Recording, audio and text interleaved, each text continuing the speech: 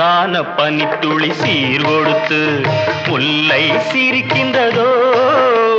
முன்னூறு வைரத்தில் மாலையிட்டு பெண்ணை அணைக்கின்றதோ, பெண்ணை அணைக்கின்றதோ.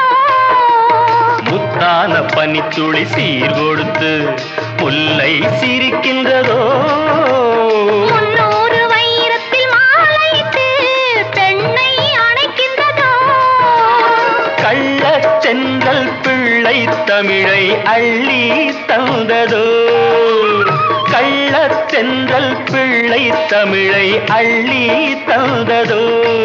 உன் கவிதை உள்ளம் இதையும் சொல்லி அதையும் கேட்காதோ. ஏன் கேட்க கூடாதோ?